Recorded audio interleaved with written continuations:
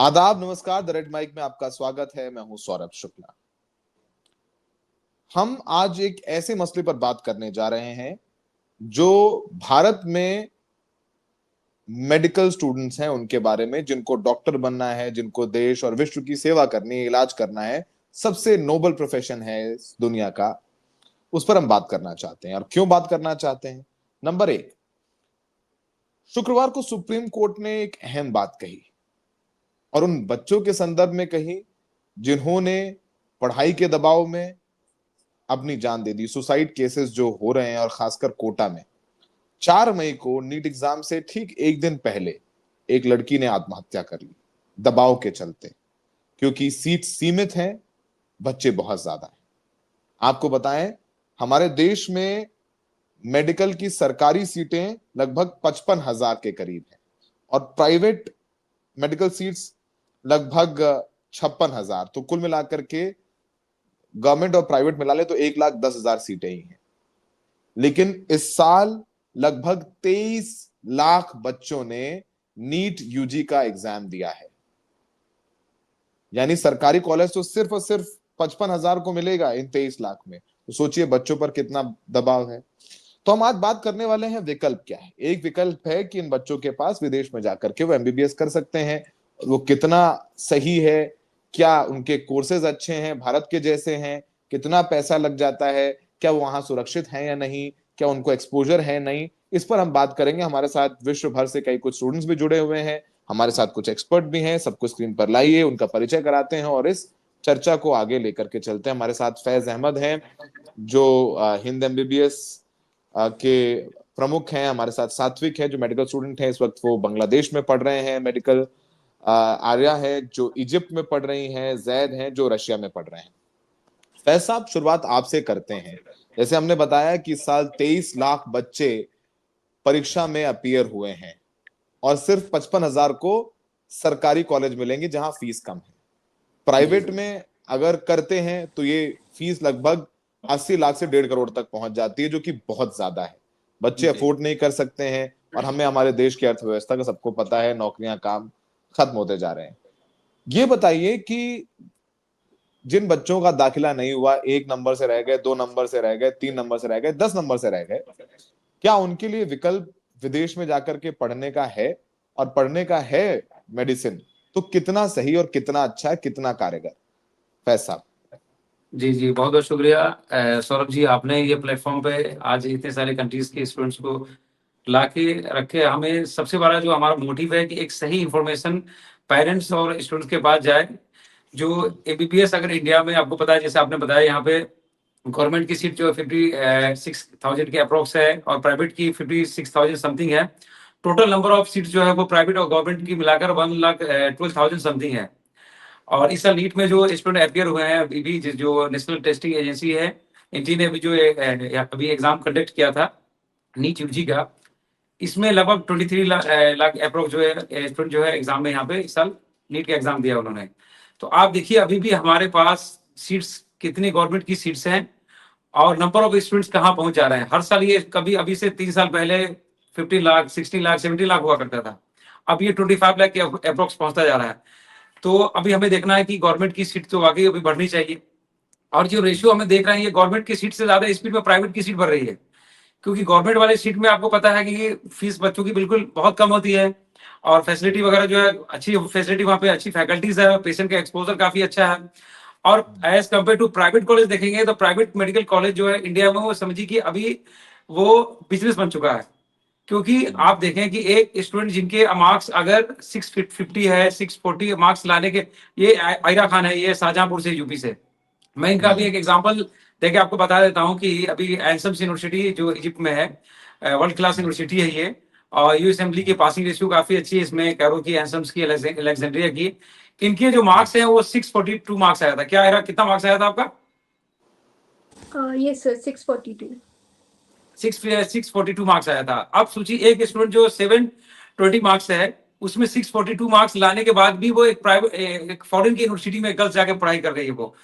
तो अपने आप में ये कितनी बड़ी बात है कि हमारे पास अभी भी सीट्स, हम कितने दूर हैं अभी कि ये उन्होंने इसके आयरा के आप मेहनत में या इनके स्टडी में या इनके कॉन्सेप्ट में कहीं से भी 1% भी आप कहीं से डाउट नहीं कर सकते हैं।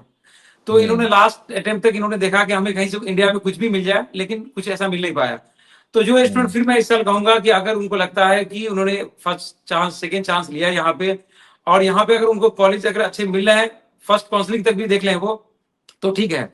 अगर नहीं तो फिर वो अब्रोड की ऐसे कंट्रीज को चूज करें जिनकी, जो यहाँ पर एनएमसी है, जो पहले यहाँ पर ये एमसीआई हुआ करती थी, मेडिकल काउंसिल ऑफ इंडिया, जिसको बाद में गवर्नमेंट ने 2018 में एनएमसी किया है, नेशनल मेडिकल कमीशन किया है। तो अब वो उन्होंने कुछ अपना 18 नवंबर 2021 को उन्होंने क्या किया, कुछ एमबीबीएस अब्रोड के लिए कुछ रूल्स बनाए उन्होंने, कि जो भी बच्चे इंडिया से बाहर जाएंगे, नीट क्वालिफाई होना चाहिए, 54 months MBBS, 1 year internship, practice to license होना चाहिए। तो ये सब जो है मैं बिल्कुल शॉर्ट में बता रहा हूँ आपको, ताकि वीडियो ज्यादा लंबी हो जाएगी। तो इस वीडियो का मैं चाहूंगा कि जो पेरेंट, जो स्टूडेंट जिस कंट्री में अभी वहां स्टडी कर रहे हैं, एमबीबीएस कर रहे हैं वहां पे, वो अपना अपना एक्सपीरियंस बताएंगे कि इंडियन स्टूडेंट जो है, जी जो पेरेंट्स मैं अभी भी तो एग्जाम देने के बाद पेरेंट्स वो कंट्री का सही सिलेक्शन नहीं कर पा रहे हैं, तो मैं ग्राउंड से बात कर बच्चे से बताएंगे कैसा एक्सपीरियंस उस कंट्री का और कैसा ठीक उनके है, लिए बेहतर रहेगा बच्चों के लिए। जी। ठीक है। सबसे पहले मैं हम बच्चों से बात करते हैं, सबसे पहले सात्विक से बात करेंगे। वो बांग्लादेश में पढ़ रहे हैं एमबीबीएस। सात्विक, पहले तो यस बताइए, बांग्लादेश को लेकर के बहुत चर्चा रहती है, और हाँ जो अभी शेख हसीना के भारत आने के बाद, और वो जहां पर पूरा तख्ता पलट हुआ, हम भी वहां पर बांग्लादेश गए थे, रिपोर्ट करके आए। अब ये बताइए, क्या छात्रों के लिए बहुत जहन में लोगों के सवाल है कि अगर उनको एमबीबीएस कराने के लिए बांग्लादेश भेजना है, क्योंकि बांग्लादेश का कोर्स और भारत में जो एमबीबीएस का कोर्स है वो काफी सिमिलर है, यहाँ के हाँ लोग एक जैसे हैं, हमारे कल्चर एक जैसे हैं, हमारे डीएनए भी ऑलमोस्ट लगभग सेम ही है। तो बांग्लादेश क्या सुरक्षित है? आप सुरक्षित महसूस करते हैं वहां पढ़ रहे हैं? आपके साथ क्या भेदभाव होता है? पहले उसके बारे में बताइए। आप जैसा बोले थे शेख हसीना का मतलब आउट होने के बाद इधर थोड़ा प्रॉब्लम हुआ था कि 1 महीना स्टूडेंट के लिए मैं सोचता हूँ कि इतना प्रॉब्लम नहीं हुआ था। क्योंकि मतलब स्टूडेंट्स के लिए हर टाइम प्रॉब्लम इतना नहीं होता। मतलब मैं जिस एक्सपीरियंस से बोल रहा हूँ कि मैं भी इधर ही रहा हूँ, मेरा भी बंगाली फ्रेंड्स है, बांग्लादेशी फ्रेंड्स है, वो भी मतलब उतना प्रॉब्लम नहीं है। मुझे अभी तक जिस एक्सपीरियंस में हूँ, मुझे तो मैं जिधर रहता हूँ मतलब मुझे तो अनसेफ नहीं लगा अभी तक। मैं फील करता हूँ तो बताऊंगा, इसे थोड़ी ना झूठ नहीं बोल सकता हूँ। The thing is I have not felt anything unsafe here. Hmm There were some political issues, the political turmoils were running. The thing is, no, everything is safe.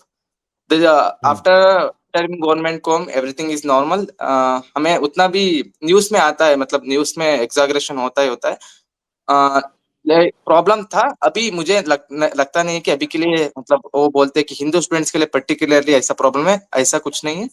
The thing is everyone is safe here, we are safe. Like safe है तो इधर ही बात कर रहा हूँ, ऐसा भी नहीं है कि सब हम इंडियन स्टूडेंट्स, इंडियन फ्रेंड्स है वो सब साथ में रहते हैं, बांग्लादेशी भी, मुस्लिम, हिंदू, ऐसा डिवीजन कुछ नहीं है। सब लोग सेफ है, तो हम अच्छे से कर रहे हैं। you are comfortable. So Satvik, I Yes, think you are very comfortable in English, I think. So I'll ask a yes, yes, question. yes, yes. I'll ask a question in English. That Yeah. what do you think? Which country has his is better for FMGE exam? Which country is better when it comes to Yeah. FMGE? Which country is better? You think that Bangladesh is better? And I'm adding one more question to it, so you can Yes, answer both of them together. That yes. how similar the syllabus is in Bangladesh Okay. and when it comes to India.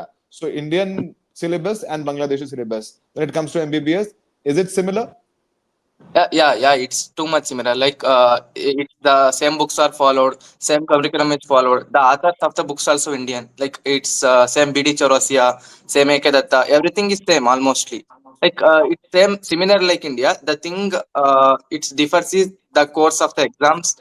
The exams are too much here. Like, in India there will be little exams. There in here like we have too much exams, like terms, months. For monthly, there will be monthly test here. In India, there is low monthly test concept. There is terms. That's it. Another question you have asked. What you asked? FMG, FMG, FMG. FMG. FMG. If you come to the FMG passing percentage, I think Bangladesh has got over 30%, nearly 30%. It's the highest. I think it's the highest because the students visiting are like more compared to the ratio. More student visiting, then 30% is it's okay. It's okay. It's the highest, I think. It's okay because Bangladesh is neighboring country. We don't experience that much anything like foreign country. That's it. That's it. Satvik, one more question I want to ask from you. That a lot of parents are skeptical of sending Yeah. their student to Bangladesh due to obvious reasons. You have said that you're not facing any kind of discrimination. But when they land in Bangladesh, क्या immigration में, क्या कहीं पे भी Bangladeshi officials की तरफ से discrimination face करना पड़ता है? क्या बांग्लादेशी सरकार की तरफ से इंडियन स्टूडेंट्स को और उनके पेरेंट्स को कुछ इम्पेडिमेंट्स झेलने पड़ते हैं, कुछ रोड़ा अटकाया जाता है? No, nothing like that. Officials will be always, they will be officials. There is nothing like political issues. We are students ना, there will be no problem for us because we came here for education. हम इधर तो education लेके लिया है, हमें तो उतना प्रॉब्लम नहीं होगा because we are not we are here for only 5 years and we are inside a safe campus and we can go out. Campus is safe and the area we are living is safe. The thing is, don't involve in political issues or something. There will be until there will be no problem. The students will be safe almost. I think 100%. I think 100% बच्चे safe रहेंगे अगर वो बांग्लादेश में पढ़ते हैं। और जो सात्विक ने बताया कि सिलेबस भी इंडिया से बिल्कुल मिलता जुलता है और हर महीने उनको एग्जाम देने पड़ते हैं, जबकि इंडिया में हर महीने एग्जाम नहीं होते, यानी वहां बच्चों को अच्छी सी तैयारी करवाया जाता है। Now I want to come to Arya. Arya, आप इजिप्ट में हैं, पहले तो ये बताइए कि आपने इजिप्ट क्यों चूज किया? आपके अच्छे मार्क्स थे, काफी अच्छे मार्क्स थे, लेकिन इतना कंपटीशन है, जब 55,000 सीटें हैं और स्टूडेंट 23 लाख या 24 लाख या 25 लाख अपीयर होंगे, तो जाहिर सी बात है कि एडमिशन सबको नहीं मिलेगा। आपने कब सोचा कि आप जाकर के इजिप्ट में एमबीबीएस कर सकती हैं या इंडिया के बाहर एमबीबीएस कर सकती हैं? उसके बारे में बताइए। हेलो सर, मेरा नाम आयरा खान है एंड मैं करेंटली इजिप्ट में एन शाम्स यूनिवर्सिटी से एमबीबीएस कर रही हूँ। मैंने ये यूनिवर्सिटी इसीलिए चुनी बिकॉज मोस्ट इम्पॉर्टेंटली इसकी जो वर्ल्ड रैंकिंग है which is around 250 and it is even higher than some of the government medical colleges in India. And secondly जो हमारा पूरा एजुकेशनल बजट है वो प्राइवेट यूनिवर्सिटी के कंपैरिजन में बहुत कम है। एंड प्लस यहाँ स्टडिंग विद इंटरनेशनल स्टूडेंट्स जो एक्सपोजर मिलता है which is great plus point for every student I से, बिकॉज एकेडमिक्स के साथ साथ हमारा पर्सनालिटी डेवलपमेंट भी इक्वली इम्पॉर्टेंट है। And the best part is which I personally like is the US based curriculum which is followed here. And this makes it easier for students who plan on appearing for US Assembly or PLAB in future. Keeping these points in mind, I thought Egypt would be the best option for me. Egypt आपको लगा कि आपके लिए best option है। ये बताइए duration कितनी है अगर दूसरे कंट्रीज से, if you compare then what is the duration Egypt में, जो जिस कॉलेज में आप जिस यूनिवर्सिटी में पढ़ रही हैं? Duration here is 5 plus 2 years. 5 year Okay. of your studies plus 2 years of your internship. But if you plan on moving to US or UK, you can opt for 1 year of internship. But if you want to come back to India, then you'll have to complete 2 years of internship and you have to appear for a licensing exam here. Then you can appear for the next exam in India. So any language barrier you face? भाषा को लेकर के आपको क्या चुनौती है वहां पर किसी भी प्रकार की? लैंग्वेज बैरियर एज सच तो मुझे अभी तक कोई फेस नहीं किया है मैंने, बिकॉज यहाँ जो हमारा टीचिंग फैकल्टी है वो सब इंग्लिश में ही हमें पढ़ाया जाता है। Apart from that we are also offered Arabic elective course where we can learn spoken Arabic and I don't think there's any such language issue. कोई लैंग्वेज इशू नहीं है। और 5 साल का एमबीबीएस करना है मतलब, और फिर 2 साल का आपको इंटर्नशिप करनी है। और उसके बाद फिर आप अगर इंडिया आना चाहते हैं तो यूएस जाना चाहते हैं तो वो इंटर्नशिप 1 साल की हो जाती है। क्या तो सही समझ रहा हूँ आर्या? Yes, yes. एक और सवाल है कि अगर यहाँ इंडिया में आप प्राइवेट यूनिवर्सिटी में एमबीबीएस करती और वहां आप कर रही हैं तो कहाँ ज्यादा पैसा खर्च करना पड़ता है? इजिप्ट में ज्यादा पैसा खर्च करना पड़ रहा है आपको, या फिर इंडिया में होती है तो ज्यादा पैसा खर्च करना पड़ता? प्राइवेट यूनिवर्सिटी की बात कर रहे हैं। डेफिनेटली इंडिया में ज्यादा पैसा खर्च करना पड़ता एंड यहाँ पे उससे कम पैसे में मुझे गवर्नमेंट मेडिकल कॉलेज की टक्कर की एजुकेशन मिल रही है, क्वालिटी एजुकेशन मिल रही है, प्लस एक्सपोजर मिल रहा है। तो डेफिनेटली मैं सजेस्ट करूँगी स्टूडेंट्स को to opt for MBBS abroad, especially Egypt, if you plan on moving to US or UK. US or UK. We have Jannat from Uzbekistan, right? Hi Yes, Jannat, sir. how are you? कैसे हो आप? I'm good, sir. I'm good. How are you? I am very good, thank you. तो आप सुन ही रहे, हम लोग बात कर रहे हैं कि 23 लाख बच्चे आए Exactly, हैं, sir. इन्होंने एग्जाम दिया इस बार नीट में, और सीट्स प्राइवेट और गवर्नमेंट मिलाकर के 1,10,000 हैं। आप सेंट्रल एशिया Yes, ने sir. आपने क्यों चुना, कि आपने कहा उज्बेकिस्तान जाना है? पहले तो वो बताइए, उसके पीछे क्या थॉट था आपका? लाइक सर, मेरा पहले से था कि मुझे अब्रॉड में जाना है, क्योंकि इंडिया में मैंने कभी इतना थॉट्स थे नहीं, क्योंकि आपको भी पता है कंपटीशन कितना ज़्यादा और कितना डिफिकल्ट है इंडिया में करना। एंड अगर उज़्बेकिस्तान की हो तो मेरे पेरेंट्स का सबसे पहला कंसर्न था सेफ्टी। सेफ्टी हम्म। उनके लिए सबसे पहला कंसर्न था। तो अगर आप उज़्बेकिस्तान की बात करेंगे तो लाइक सबसे सेफ कंट्री है। लाइक मैं अभी अकेले जाऊँ तो मैं अकेले ट्रैवल कर सकती हूँ, मुझे किसी चीज़ का डर नहीं है। एंड सेकंड थिंग, यहाँ की पढ़ाई। अगर आप इंडिया और यहाँ पे देखेंगे तो कोई ज़्यादा फ़र्क नहीं है। आपको फर्स्ट ईयर में थोड़ा फ़र्क लगेगा, क्योंकि फर्स्ट ईयर में यहाँ पे माइनर सब्जेक्ट्स हैं। तो माइनर सब्जेक्ट में मतलब बहुत रिटन वर्क होता है, बहुत रिटन वर्क। लेकिन सेकेंड ईयर से आपको वापस मेजर सब्जेक्ट्स आ जाते हैं। और लाइक उज़्बेकिस्तान में जो हमारी यूनिवर्सिटी है, हमें यहाँ पे मोस्टली इंडियन टीचर्स दिए गए हैं। तो हमारे लिए लैंग्वेज हम्म। बैरियर नहीं आता है, हम इंग्लिश में भी मतलब कर सकते हैं, हिंदी में भी कर सकते हैं। और इवन उज़्बेक टीचर्स भी है, बट उनकी भी इंग्लिश है, मतलब वो भी आईएलटीएस लेवल्स के टीचर्स है, तो हमें उनको कोई प्रॉब्लम नहीं आती है लैंग्वेज बैरियर में। तो आई और guess when it Uzbekistan best था सेंट्रल एशिया में, अगर मैं दूसरी यूनिवर्सिटीज को देखूँ, क्योंकि जब मैं उज़्बेकिस्तान चूज़ करी थी, मैंने दूसरी कंट्रीज के भी देखे थे, बट सर उसमें बहुत प्रॉब्लम्स थी। लाइक मैंने कजाकिस्तान देखा था, लेकिन वहाँ पे क्लाइमेट का प्रॉब्लम आ रहा था। रशिया में भी क्लाइमेट का प्रॉब्लम है। तो अगर आप उज़्बेकिस्तान देखेंगे तो यहाँ पे मॉडरेट टेम्परेचर है, वहाँ से लेके यहाँ पे ना ज़्यादा सर्दी होती है ना ज़्यादा गर्मी होती है, तो वो बेस्ट ऑप्शन है। वो बेस्ट ऑप्शन है। अच्छा, वहां पर पेशेंट एक्सपोजर के बारे में बताइए।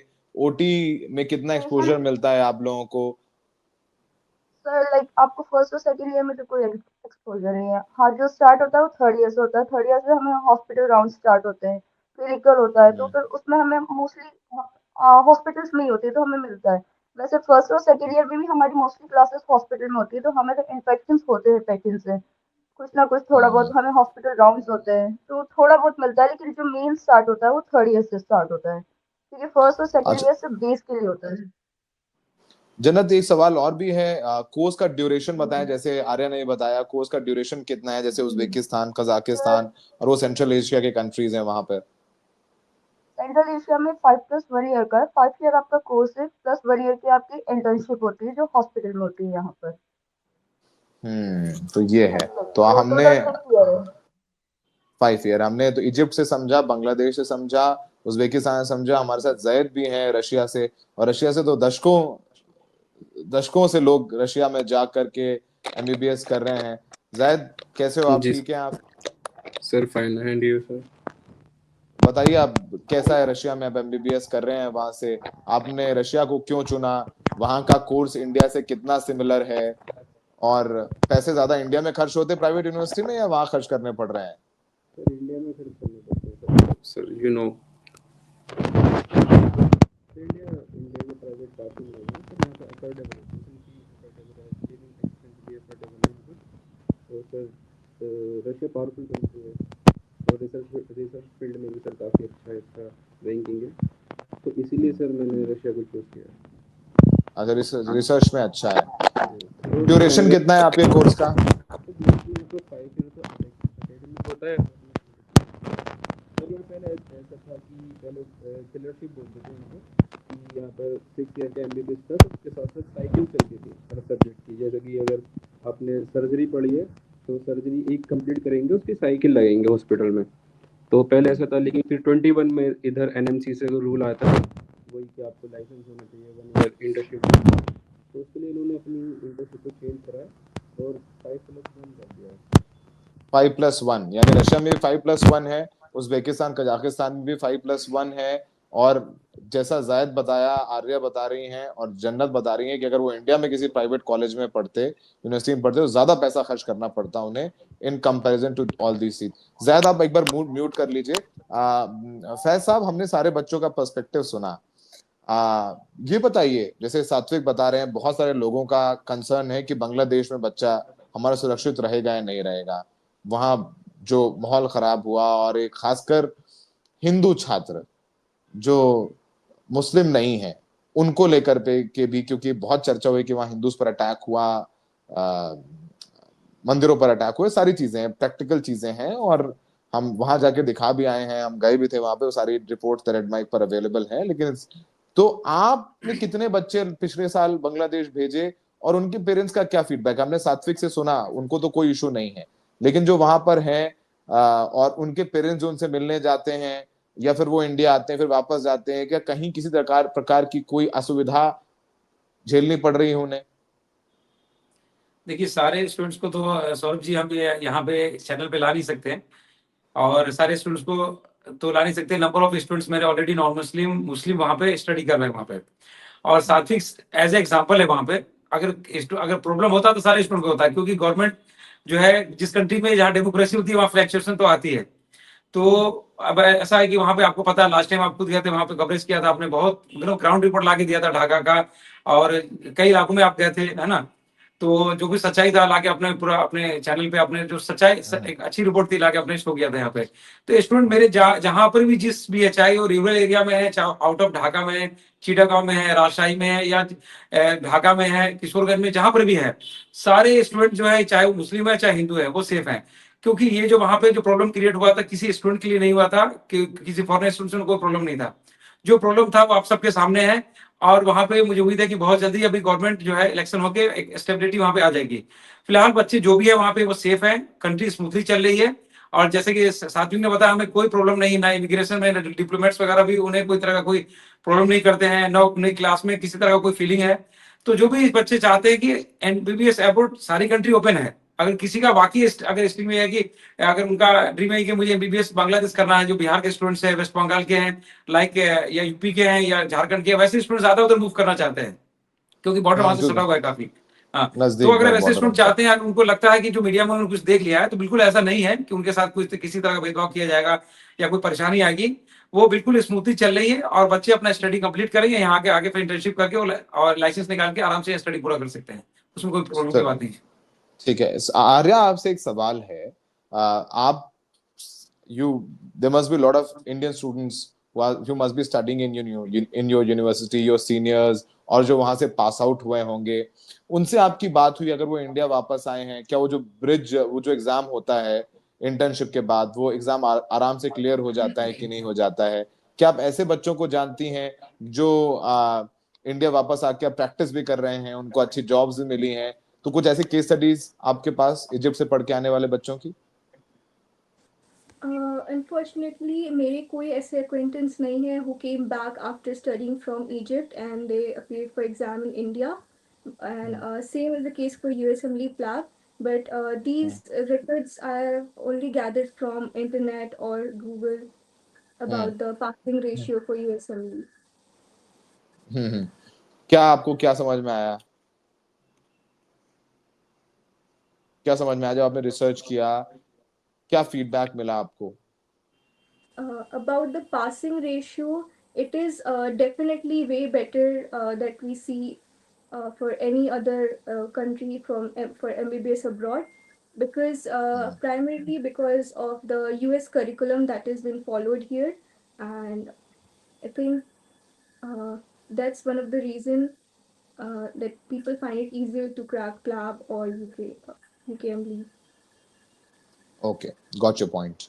Satvik, so coming back to you again, we are emphasizing on Bangladesh, then I will go to Jannat also. Okay. So, what is your experience so far? Yeah. You have told कि अभी कोई discrimination नहीं होता, कोई problem नहीं है, parents आए आपसे मिलने एक बार भी? हाँ, नहीं, अभी 1 साल हुए हैं, वो अभी नहीं आए क्योंकि उनको पासपोर्ट वगैरह लगने टाइम लगा, इसलिए नहीं आए, आएंगे शायद। कहाँ से लेकिन आप? Where are you from मैं India? Bangalore. I'm from Bangalore. I'm from Southern India. आप you're from Karnataka. So From आप कर्नाटका से हैं, तो आपने बांग्लादेश क्यों चुना? The main reason was like it was only for FMG passing rate, and the thing is it was much affordable than other countries. I think Egypt then. That's it. Affordable था। और देखो एफएमजी पासिंग परसेंटेज मैं जिस college में पढ़ रहा हूँ उस कॉलेज में पिछली बार शायद 4 लोग दिए थे, 4 लोग में 4 लोगों का भी हो गया एफएमजी। मतलब रिकॉर्ड्स FMC है। हमारा हाँ, इस कॉलेज में जितने लोग भी देते हैं उनका 100% नहीं तो 75% निकल ही जाता है।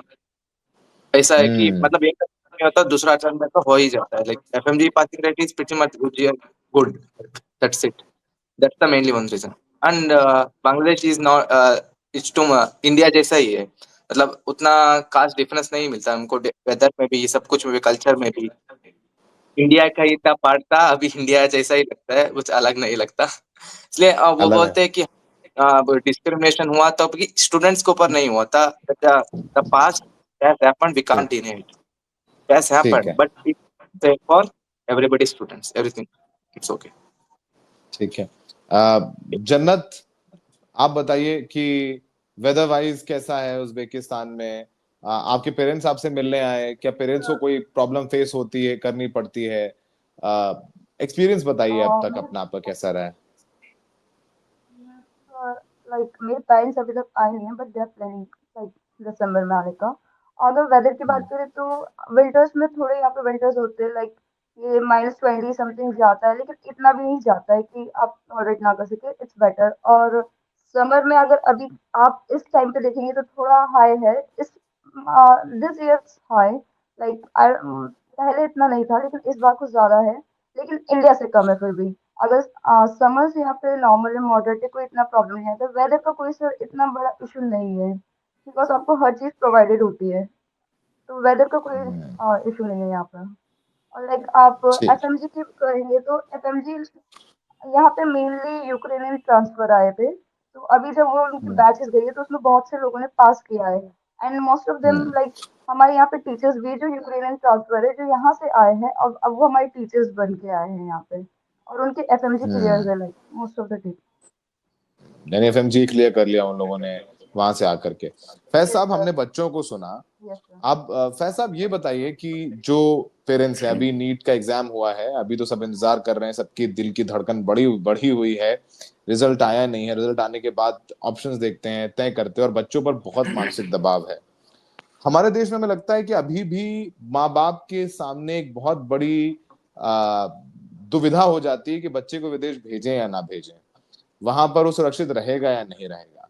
सुरक्षा से ज्यादा शायद उनको ये इंप्रेशन है कि विदेश भेजेंगे तो ज्यादा पैसा खर्च होगा, और वो आएंगे तो FMG एग्जाम निकाल पाएंगे कि नहीं पाएंगे। अब तक आपका अनुभव कैसा रहा है, और उन माता पिता से आप क्या कहना चाहेंगे? देखिए सौरभ जी, फॉरेन में, एब्रोड में भेजने का जो सबसे बड़ा मेन मोटिव होता है वो सिर्फ होता है पैसों का।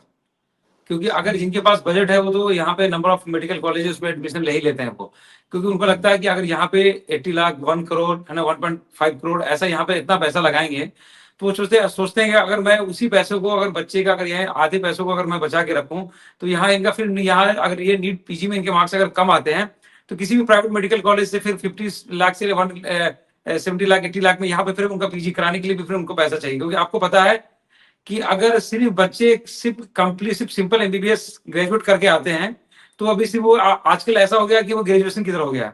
पता है, सारे जितने स्टूडेंट्स उनको पता होगा कि इनका टारगेट अब पीजी पे होगा, है ना, कि उनके पीजी पे कि मुझे अच्छे मेडिकल कॉलेज से मुझे पहले तो लाइसेंस निकालना है और पीजी करना है, और पीजी में भी जो इनकी स्पेशलिटी उनकी तरफ इनका ड्रीम होगा। सिर्फ MBBS कंप्लीट करने के बाद इनका अभी जो इनका जो ड्रीम है वो पूरा नहीं हो पाता है। इनका जो अभी जो सफर बहुत लंबा है, सच पूछिए तो एक डॉक्टर्स को पूरी स्पेशलिटी कंप्लीट करते करते 10 to 12 कम से कम 12 इयर्स कम से कम लग जाता है इनको।